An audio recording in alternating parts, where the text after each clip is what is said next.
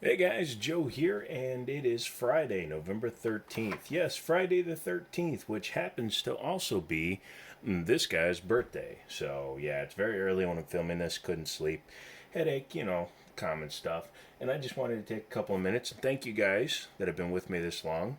And thank you guys to the new subscribers. And if somebody can put down in the comments if you've watched the Rock Island Double Stack Shorty Chunky Boy video, why it's so popular all of a sudden. It's really bizarre, but I'm not going to say no to it.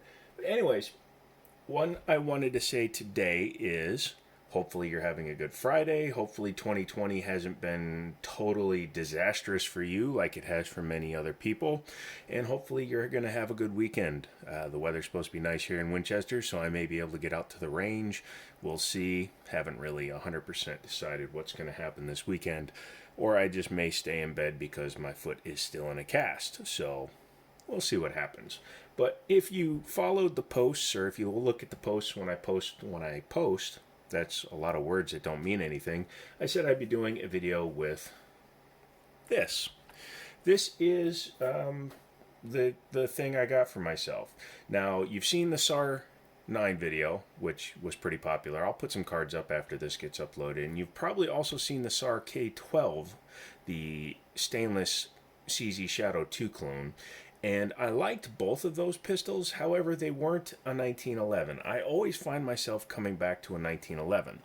I've only been shooting since 2017, so a little bit over 3 years. And in that time, I've had lots of 1911s, and the last 1911 I had was the Kimber Warrior. It was a little worn out, the sights were dead, so I was able to make a little bit of money off that and get rid of it, so I did.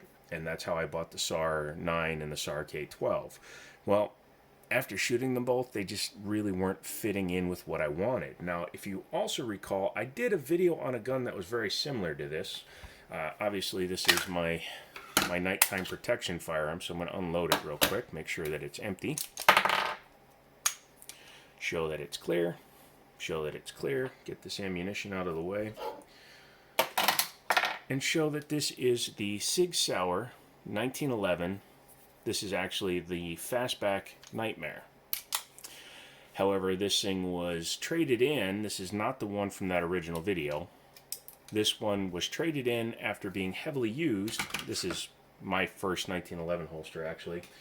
I wasn't able to conceal carry when I first started shooting, so I actually had a regular holster. But anyways, as you can see, it has a compensator on it, and as you can see, this compensator is fugly.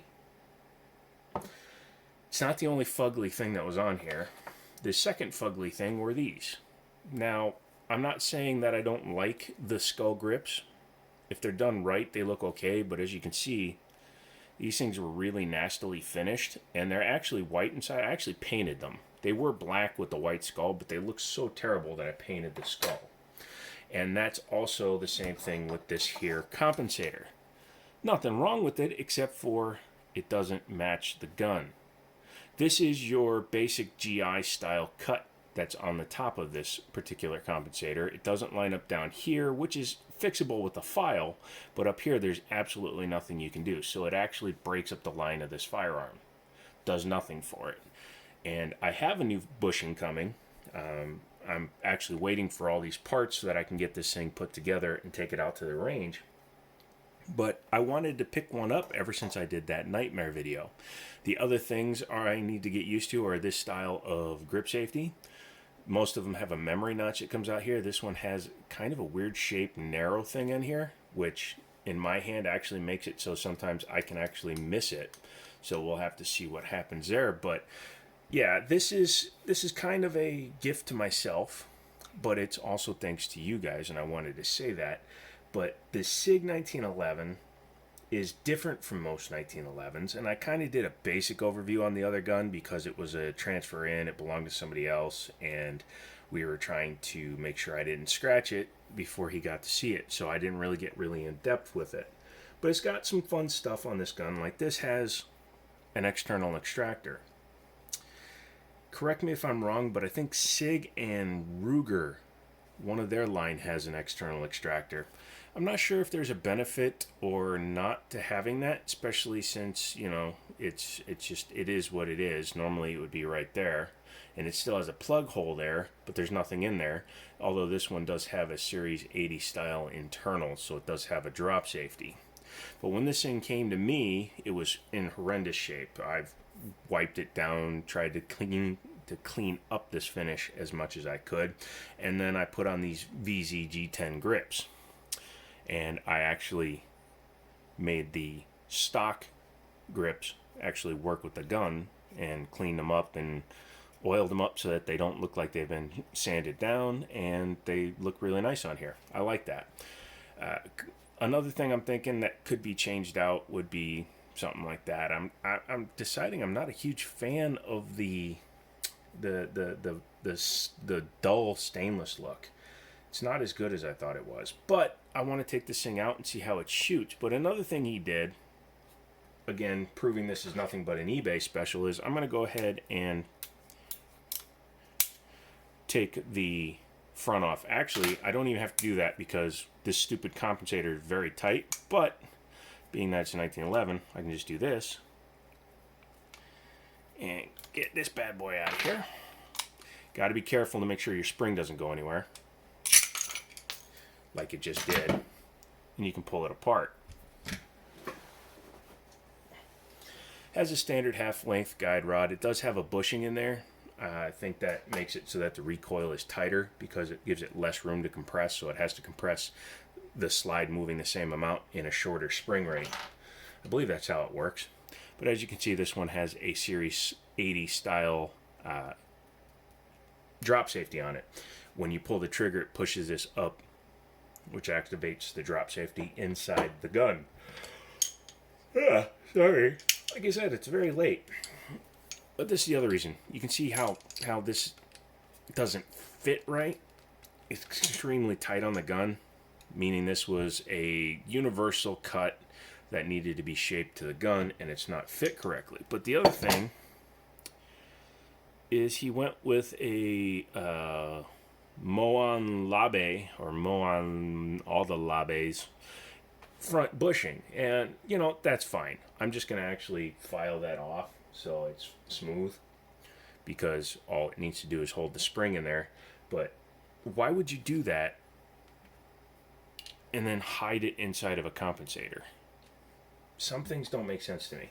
Now, I'm not the purest 1911 guys that have to have it exactly like the mil spec or anything like that. I like a nice cut. Like these grips have a nice cut for the finger groove so I can get right to the mag release. I like the ambi safeties because I like to shoot left-handed and right-handed. And I like the half-length guide rod personally. Although I've never had a major malfunction with the full-length guide rod, it's just easier to disassemble them with the half-length guide rod. I will admit this will be the first 1911 I've personally had that has a drop safety in it, though. I've never had one with one. So that will be a learning experience for me. Don't know how many rounds this kid put through this thing. It's probably a couple of thousand. Overall, he didn't like keep it in like a Kydex holster or a carbon holster or anything that scratched up the surface and the finish. So I'm happy about that. But why would you spend... At the time when he bought this, these things were $1,400 for the 45 ACP. Why would you spend $1,400 on a gun and then put a $30 compensator and a $9 Moan Labe, Molan Blable, blah blah blah blah blah blah bushing that you're never going to see, and $10 skull grips? There are much better ones on eBay. And again, I'm not saying anything to people that have these grips. Great, good for you. Just don't buy these cheap ones. And they're actually made out of wood. They're not even a polymer. So that's actually cut out of wood, and it looks that bad. So, however, the gun did come with 3 Sig mags, so that's nice. And these are very nice mags. 8+1 capacity, since this is a full-length, more modern 1911. A lot of the old ones are a 7+1. And it goes well with my collection of magazines. So in here I've got, actually I got 5 more right here. So here I got 5 more mags, and then I've got a couple of 10 rounders. So when it comes to having mags, I've got that covered. But this was the one thing I figured, you know what, I keep on bouncing back and forth from a 1911 to some other platform, to a 1911 to some other platform. And I wanted to just finally settle down and say, you know what, I'm going to make this one the way I want it to be, and then this is going to be my carry piece. Because I know that SIGs are a decent gun, and I know that the Fastback Nightmare is not a cheap firearm. And it's got all the stuff on it I would do to a gun. Like, it's got front strap checkering, it's got a very nice rear checkering, and a V-bob, or fastback they call it. I'm going to have to sand a little bit of material, kind of bring these grips down a little bit because they stick out just a touch, because normally they'd come in at the base of a full length grip. But I actually like the way that fits, so I'm happy there. The overall fit and finish of the gun, even after however many I was going to say miles, however many rounds this kid put through it, it's still in good shape. So let's go ahead and reassemble it. And while we're doing that, you may notice that in some of my videos I may make a funny thing or an intro, things like that. That's the kind of humor I like to have. However, I'm in a residential environment where I have other people around me and I can't go bonkers and do all the silly voices I like to do. And it kind of makes me a little bit sad that I can't, but because I'm disabled, I also can't go out and work and make the kind of money I used to, and can't afford to have like a studio or a place to work. But after the first of the year, hopefully maybe I can figure something out with my buddy, Daniel, the guy that I go shooting with, and maybe we can get something going together on a workspace, because I want to do some stuff to the Chrysler, which you may have also seen. Oh, yeah, that's the other thing. When you have a Series 80, you have to make sure that the drop safety is in the down position before it'll actually slide all the way back. But yeah, you just take it, just like any other 1911 though. Nothing fancy, just be careful so you don't get your idiot mark. There you go, bring it back. Dip, there we go. Lock it, and then we can go ahead and put this thing back together. It's a little bit more of a pain in the patootsky, especially when you don't know where your, up there it is, bushing went. But you also have to get this big thing on there. So, here's hoping I can get it right away. Ah! Aha. See? And this is the other reason I want to change it, because it just does not fit. Crying out loud. I gotta do this off camera real quick. But yeah, like I was saying, here, take a look at that magazine. That'll keep you busy. Hi, I'm a magazine. I want to be able to do a little bit more excitable stuff and chatty stuff, and I'll get back into that as I can. But for now, I'm stuck because of where I have to film.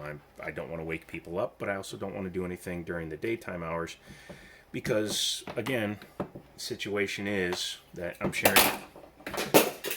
That was louder than I wanted it to be, but I'm sharing this house with family. Wowzers. And I have to be quiet. Can you see why I want to change this stupid front compensator to one that actually fits?